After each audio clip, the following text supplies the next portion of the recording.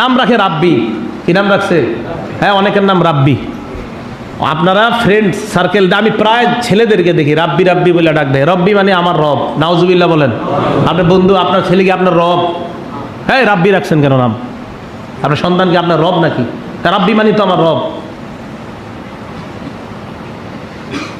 নাম একটা রেখে দিলেন, আপনি জানেনও না। অসংখ্য ছেলেদের নাম রাব্বি। গোলাম রাব্বি, ঠিক আছে, গোলাম রাব্বি মানে আল্লাহ রবের গোলাম। তা আপনি শুধু রাব্বি রাখেন। আর এই নাম না রাখা, যেই নামের শুধু রব্বি রব্বি বইরা ছেলেরে ডাক দেয় বন্ধুরা, এই নাম না রাখা। তো রাব্বি নাম রাখে। রাব্বি নাম কেন রাখেন? রাব্বি মানে আমার রব, আমার গোলাম, আমার রব। তো রব তো আল্লাহ, আপনার ছেলেও আপনার রব। সুন্দর একটা নাম সন্তান আপনার কাছে পাওনা। বাইহাকী শরীফের 11 নম্বর খণ্ড, শোয়াবুল ঈমান, পৃষ্ঠা নাম্বার 133 নম্বর পৃষ্ঠা। নবীজি সাল্লাল্লাহু আলাইহি সাল্লামকে আব্দুল্লাহ ইবনে আব্বাস জিজ্ঞাসা করছে, হুজুর কদ আলিমনা হাক্কাল ওয়ালিদ, বাবা মার অধিকার আমরা জানি।